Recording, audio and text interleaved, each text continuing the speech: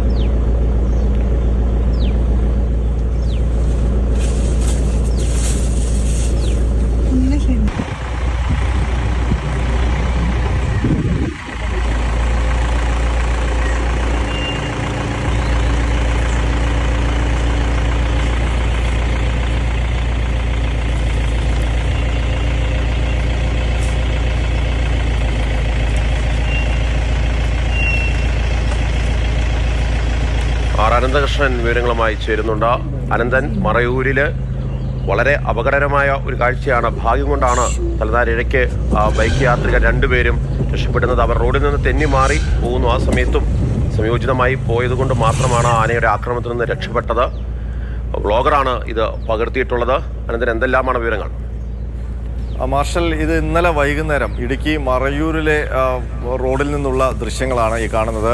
വ്ളോഗറായ ശബരി വർക്കലയാണ് ഈ ദൃശ്യങ്ങൾ ചിത്രീകരിച്ചത്. ശബരി വർക്കല കാറിലാണ് സഞ്ചരിച്ചത്. അപ്പോൾ തന്നെ അവർ ഒരു ആനക്കൂട്ടം റോഡരികിൽ നിൽക്കുന്നത് കണ്ടിരുന്നു. അത് ചിത്രീകരിച്ചപ്പോൾ അവർക്ക് മനസ്സിലായത് ആ ആന അക്രമാസക്തമായി നിൽക്കുകയാണെന്നാണ്. ആ റോഡ് മുറിച്ചു കടക്കാനുള്ളൊരു ശ്രമം, വാഹനങ്ങൾ പോകുന്നതുകൊണ്ടാണ് ആന അവിടെ നിൽക്കുന്നത്. പക്ഷേ അവർ ആ കാറ് മാറ്റി നിർത്തി ആനയെ വീക്ഷിക്കുന്ന സമയത്താണ് ഒരു ബൈക്ക് യാത്രക്കാർ അതുവഴി കടന്നു വരുന്നത്. അവരോട് ലൈറ്റ് ഇട്ടൊക്കെ കാണിച്ചു, വരരുത്, ആന വയലൻ്റായിട്ട് നിൽക്കുകയാണെന്നൊക്കെ കാണിച്ചു. പക്ഷേ അവർ ആ ആന നിൽക്കുന്ന ഭാഗത്തൂടി തന്നെ ബൈക്ക് ഓടിച്ചു വരുന്നു. ആ ദൃശ്യങ്ങൾ കാണുന്ന പോലെ തന്നെ പെട്ടെന്നാണ് ആന അക്രമാസക്തനായി ആ ബൈക്കുകാരുടെ പിന്നാലെ ഓടിയത്. ബൈക്ക് റോഡിൽ നിന്ന് മാറ്റി ടാറില്ലാത്ത ഭാഗത്തൂടെയൊക്കെയാണ് ഓടിച്ച് കഷ്ടിച്ച് രക്ഷപ്പെട്ടെന്ന് തന്നെ പറയാം. കാരണം ആന കുറച്ചുകൂടി വേഗതയിലായിരുന്നെങ്കിൽ അവർ അപകടത്തിൽ പെടുമായിരുന്നു. ഏതായാലും രക്ഷപ്പെട്ടു. മറ്റ് വാഹനങ്ങൾ ആ സമയത്ത് വന്നതുമില്ല. ആന റോഡ് മുറിച്ച് കടക്കാനുള്ള ശ്രമത്തിനിടെയാണ് ഇങ്ങനെയൊക്കെ സംഭവിച്ചത്. ശബരി കൂടുതൽ കാര്യങ്ങൾ പറയാൻ കഴിയും. ശബരിയെ ഫോണിൽ വിളിച്ചാൽ ശബരി സംസാരിക്കാമെന്ന് പറഞ്ഞിട്ടുണ്ട്. ഇത് ഉദുമൽപേട്ട, മറയൂർ ഉദുമൽപേട്ട റോഡിലാണ്. അവിടെ സാധാരണ ആനകൾ റോഡിൽ കാണാറുള്ളൊരു സ്ഥലമാണ്. അവിടെ ആന സ്ഥിരമായി റോഡ് ക്രോസ് ചെയ്യുന്ന ഒരു മേഖല കൂടിയാണ്. നമ്മൾ വാഹനത്തിൽ മറയൂർ വഴി ഉദുമൽപേട്ടയിലേക്ക് പോകുന്ന സമയത്തൊക്കെ ഈ ആനക്കൂട്ടങ്ങളെ റോഡരികിൽ കാണാറുമുണ്ട്. അപ്പോൾ ഈ ആന സാധാരണ അങ്ങനെ വാഹനങ്ങളെ ആക്രമിക്കാറുമില്ല. പക്ഷേ ഈ ആനക്കൂട്ടം കൂടി ഉണ്ടായതുകൊണ്ടാകാം ആന പെട്ടെന്ന് വയലൻ്റ് ആയത്. ആ ബൈക്ക് യാത്രക്കാരുടെ പിന്നാലെ ഓടുകയായിരുന്നു. അവർ കഷ്ടിച്ച് രക്ഷപ്പെടുകയായിരുന്നു. മാർഷൽ, എന്തായാലും ആ ദൃശ്യം കണ്ടാൽ അറിയാം, ഭാഗ്യത്തിന്റെ ഒരു സ്പർശം എന്ന് പറയാം. ഭാഗ്യം കൊണ്ട് രക്ഷപ്പെട്ടതാണ്. യാത്രക്കാർ രക്ഷപ്പെട്ടല്ലോ എന്ന് നമുക്കും ആശ്വസിക്കാം. അതായത് കൂടുതൽ വിവരങ്ങൾ എനിക്ക് തോന്നുന്നത് ശബരിയെ ടെലിഫോണിൽ കിട്ടിയിരുന്നെങ്കിൽ അറിയാമായിരുന്നു. എന്തായാലും വളരെ സൂക്ഷിച്ച് യാത്ര നടത്തേണ്ട ഒരു സാഹചര്യമാണ് ഇപ്പോൾ കേരളത്തിൻ്റെ വനമേഖലകളിലും റോഡുകളിലും ഉള്ളത് എന്നുള്ളത് കൊണ്ട് തന്നെ ഇത്തരം ദൃശ്യങ്ങൾ എടുക്കുവാനോ അല്ലെങ്കിൽ ഇത്തരം സാഹസികമായ യാത്രകളിലേക്കോ പോകാതിരിക്കുക. ആനക്കൂട്ടമുണ്ടെങ്കിൽ അവിടെ നിന്ന് മാറി നിൽക്കുക, അല്ലേ? തീർച്ചയായിട്ടും. അതായത് ഈ യാത്രകൾ പലരും വന്യജീവികളെ കാണാനും സ്പോട്ട് ചെയ്യാനും പടമെടുക്കാനും ഒക്കെ പോകുന്നുണ്ട്.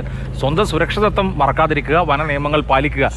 ഇത് വളരെ പ്രധാനപ്പെട്ട കാര്യമായിരിക്കും. ഇപ്പോൾ വളരെ ഭാഗ്യം കൊണ്ട് രണ്ടുപേർ രക്ഷപ്പെട്ടു. അതുപോലെ ആവണമെന്നില്ല എപ്പോഴും. സാധാരണഗതിയിൽ കാട്ടാനക്കൂട്ടം ആക്രമിക്കാറില്ല. എന്നാൽ ഇപ്പോൾ കാട്ടാനക്കൂട്ടവും ആക്രമിച്ചു തുടങ്ങിയിരിക്കുന്നു എന്നുള്ളതാണ്.